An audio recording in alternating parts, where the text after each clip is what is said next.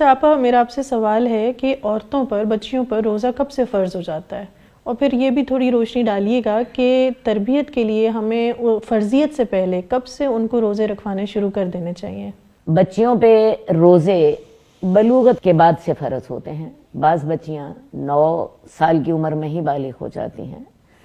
عام طور پر بچیوں کی بلوغت کا جو وقت ہے وہ 11 سال یا 12 سال کا ہوتا ہے، لیکن جیسا کہ میں نے آپ کو پہلے بتایا کہ بعض بچیاں 9 سال کی عمر سے ہی بالغ ہو جاتی ہیں، اور ہم ایسے واقعات اپنی آنکھوں سے دیکھ رہے ہیں.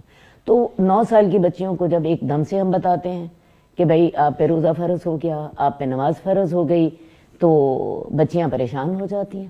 تو تربیت کے لیے شریعت نے ہمیں ایک اصول بتایا ہے کہ آغاز سے ہی، بچپن سے ہی بچوں کی تربیت شروع کر دی جائے. مثلا نماز کے لیے، حالانکہ وہ فرض تو ہوگی بالغ ہونے کے بعد ہی، رسول اللہ صلی اللہ علیہ وسلم نے حکم دیا کہ 7 سال کی عمر سے بچوں کو نماز کے لیے کہنا شروع کر دو، اور 10 سال کے بچے ہو جائیں تو ان کو سختی سے نماز پڑھاؤ.